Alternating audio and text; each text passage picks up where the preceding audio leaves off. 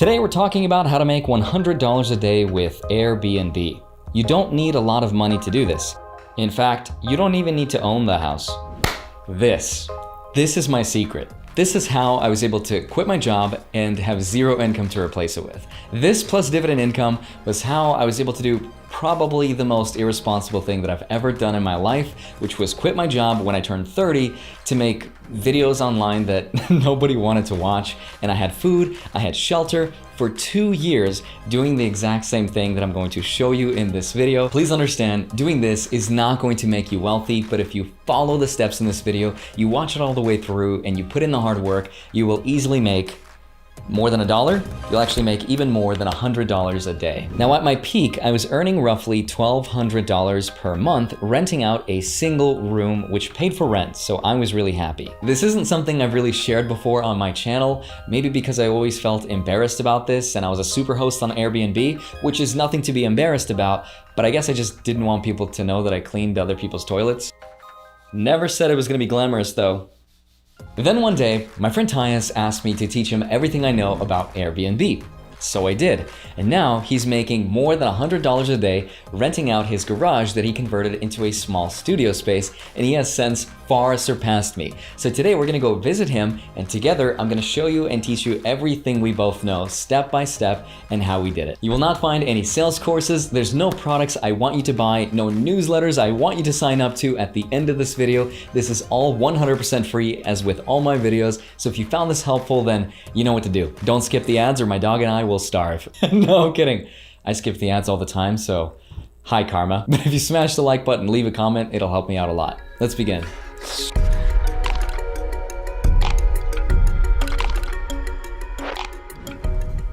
So this is my friend Tyus. Hello. I guess we're gonna do the entire video like this? That's the plan, yeah.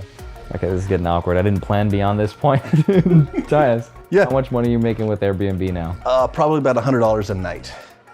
Money's on the nightstand. Bro.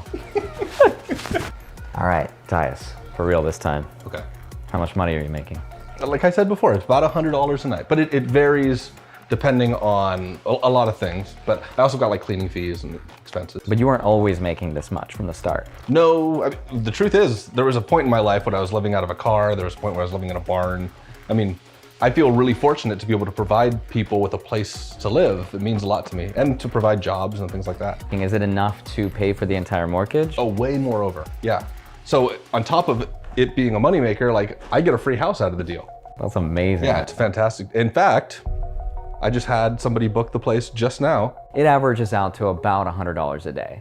Yeah, with some days being significantly more and some days being a lot less. Right, so the more people that actually stay here over 2, you charge even more. I do, I charge a fee for each person over 2, and I change my rates depending on the day of the week and the busyness within the year. So some days, for example, New Year's is super busy, right. Or holidays, things like that. You could charge people a kidney. And I do. I do. Got a bunch of them over there. It's a little red fridge. So now let's take a look at Tyus's Airbnb. This is my small, my humble, my lovely Airbnb. Glad to have you here. This is actually a door to the main house, so that's why it's password protected. If people come in, they can't get into the main house, but the rest is theirs. Bathroom. We added a bathroom. Keep in mind, this was a garage, so we had to tap into plumbing and make that all work. This is the garage door. It's all encased in right there, that entire wall. This whole wall, all the way down. So from the outside, it looks just like a garage. There's nothing for them to see. But from the inside, people don't even realize that they're inside of the garage. Very few people ever figure it out. So we put in a little living space with a little convertible coffee table that opens up for nice. Yeah, for dining purposes. And then the couches, I think it's a queen, and there's 2 of them in here. And so that sleeps how many? The whole place sleeps 6. 6, got it. Yeah, and we did that specifically because hotels can sleep 4, and we wanted to compete with hotels. And so the best way to do that was to offer things that hotels didn't offer. So sleeping 6 versus 4, our win. Same thing with the kitchenette. Put a kitchen in. Yeah, hotel rooms don't have kitchenettes, do they? Well, some do. But I messed this up when I put it in. So I couldn't fit a fridge in here, a normal size fridge. And they say in theater, if you make a mistake, make it big. And so I decided to make the fridge red, bright red. And that became like the accent piece for everything. So if you like the artwork on the wall, the pillows. Nice. Yeah, red became the accent color. Got another bed. Well, it's the only real bed. This is the actual bed. And then, like I said, the couches both become comfortable places. Wait, so that's another pull-out couch? This is the exact same model.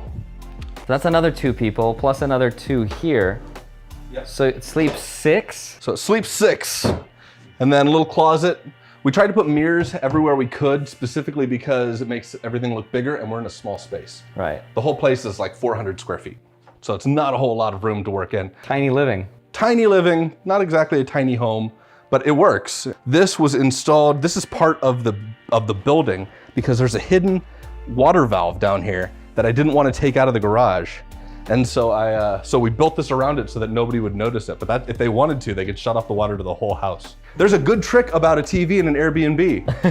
The Rokus have a thing called like hotel mode, a guest mode on them, so they can go on and it erases their user information when they log out, so they're not using your Netflix account. Really? Yeah. Oh, that's cool. Yep. Super useful. Love it. This is the place. This is home for a lot of people every year. So obviously Tyus put some money into his Airbnb, but you do not need to do that. Case in point, I didn't. I bought a $260 futon from Amazon that converted into about a queen-sized bed that slept 2 because I wanted to have 4 people stay with me. And you can have a lot more bookings if you have 4 people or more. You can even charge more money for people after 2. And if you can get 6 people to stay with you, you can charge far more and you'll even be competing with hotels.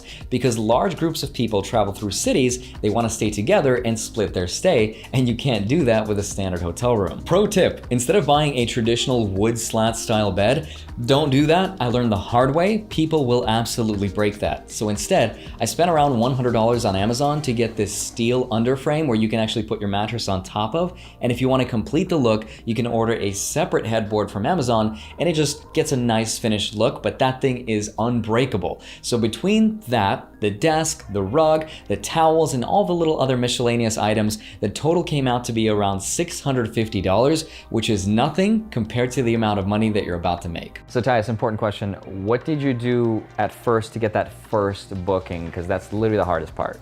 I didn't really do anything besides. Did you advertise? I put a listing up on Airbnb's website. But you didn't advertise, you didn't pay anybody to advertise? No, okay. 0.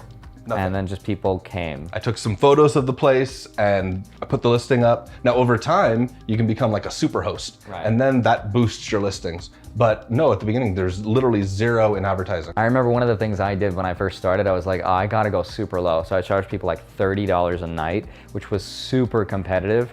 And that's how you get those first few bookings. And then once you get a few reviews, then I up the price. Reviews is a good trick. Yeah. Like making sure you get really great reviews, and there's a lot of sneaky techniques on getting those. Okay, so the room that I offered people was nowhere near as cool as Tyus's place, but I've got a few tricks up my sleeves, even though I'm not wearing any sleeves. These are so sneaky, so please use your powers for good. Now, when I listed my space, I made sure to decorate my place with very light and bright colors like bright yellow, bright blue, and almost feminine because I knew that that would attract both men and women. When I made my profile picture, I made sure to pose with my girlfriend because I wanted to telegraph the fact that I'm not a single guy. And this is especially important if I'm a single traveler, especially if I'm a girl. I would not want to book with this guy. Even though he looks good, he looks like he's single and ready to mingle, and I'm not about to stay at that dude's man cave because Airbnb is not that kind of place. You are there to provide a service, a comfortable place to stay that's safe. So make sure you're not a loner, so borrow a friend or a family member and actually follow through with this advice and use this tip for good. The second thing I did was I made a video showing off the entire room.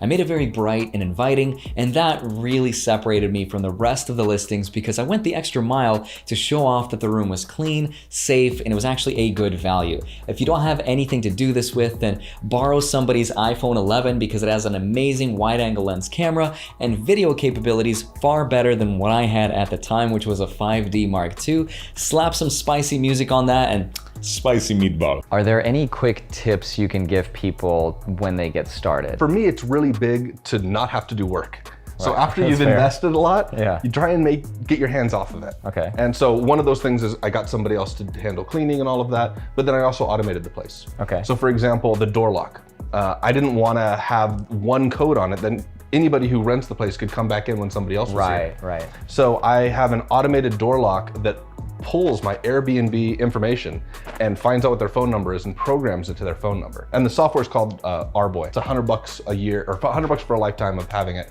but it does all the work. So you automated your lock. What else did you automate here? So lighting, power. So you literally never see the people that come in. Never. That's amazing. I mean, I have camera systems on the outside of the house. Right. So I know when the cars approach. Right. And it gives me alerts. So when the door opens, like it literally tells me, hey, they're here or they're not here. And you just send them instructions how they can check in, and it's customized individually to each person that books. Yes, but that's automated too. So even the emails that go out, the text messages that go out to them, all of that's automated. I have a pre-recorded video that shows them the place, and that gets sent out. And is that through Airbnb, or is that a separate service? Creating a video is just shooting a video. But that message, that initial message? So it's just a text, and I sent a hyperlink to the private message on it. As soon as you get the booking, how does it send the initial text? So there's a bunch of services out there that will automatically, they can manage multiple listings, but they will send text messages back and forth to clients for you. And they will leave reviews for you automatically too. Really? So you don't have to go on and leave a review of the people that stayed there, they'll do it for you. So I love Tyus's approach to making everything hands-off and more passive, but I didn't have that kind of luxury because I didn't have that kind of money to invest. So I had to put in more time, which is okay because I discovered that the 3 things people value the most are location, cleanliness, and safety. So do your best in the description of the Airbnb listing to really describe everything that makes your place stand out. So include all the locations that are nearby, and they don't even have to be that cool. It could be the gas station or the grocery store that they could literally walk to, and people love that kind of stuff. If you're talking about safety, then talk about all the privacy that they'll get. They'll have their own key to their own room that you won't have access to. And above all, just keep their room clean and make sure to keep the hair off the floor because that's one of the first few things that they will notice. Is there anything to watch out for when you first get started or something that you should know that people miss? There's tons of stuff that you're probably gonna miss in doing this. Like Well, that's not intimidating.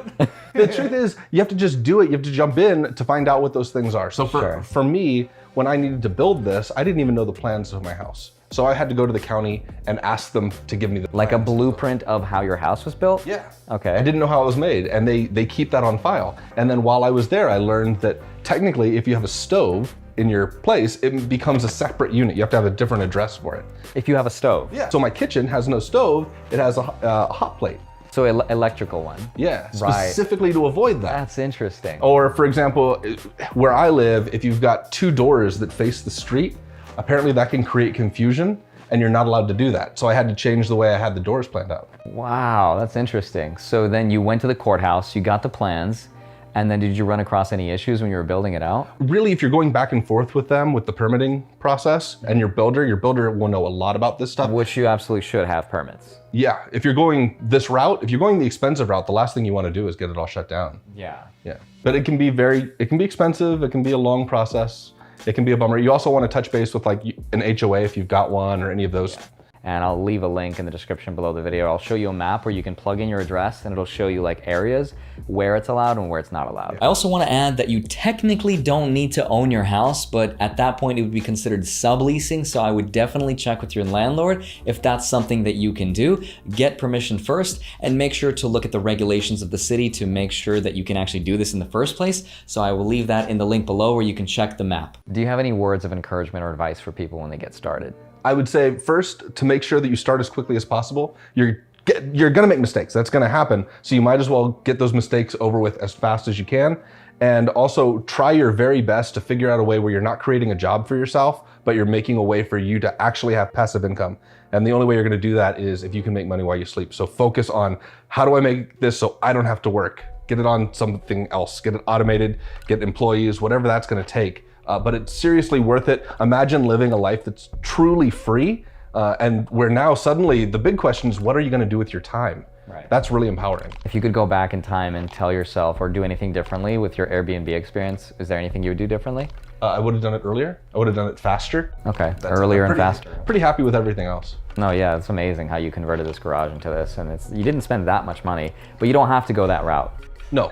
You don't. If you have an extra room in your house, you can do it right now. Now I had the worst first experience with my Airbnb because the guy that stayed with me didn't speak English, I couldn't communicate with him, and he trashed my place. So I told myself, Never again. Airbnb, just wrote it off, not worth it. But lucky for me, I tried one more time, and it's awesome that I did because I got to meet some pretty cool people all around the world that stayed with me. I got Cuban coffee, I had some people make some Indian food for me, and I even made a friend, which is super cool. Also, pro tip, meet the people that you host face to face. I've noticed that the people that I meet and the people that I introduce myself to have always left my house cleaner than the people I didn't meet at all, who treated my place more like a hotel and left it a little dirtier. I think when people see each other face to face, they notice, hey, this is actually somebody's house, and they give it a little bit more respect. So I wanted to experiment with a new video series about how to make $100 a day trying different side hustles. Airbnb was my first, but maybe I could try Uber or Postmates next, or maybe OnlyFans. No, I'm kidding. I'd make Corey do it, and then we'd split the profit. But if you have any ideas for me, let me know in the comments down below, and make sure to register with Webull. This is their last month. They're giving away 2 free stocks. That's 1 free stock for registering, and if you fund your account $100, you get a second free stock valued up to $1,400. You can get a third free stock from Robinhood. Follow me on Instagram, I post from time to time. Join my free Discord group, we talk about investing. Love you, you are awesome. Thank you so much for watching. Stay healthy, stay positive, and I will see you back here on Monday and Friday. Bye-bye.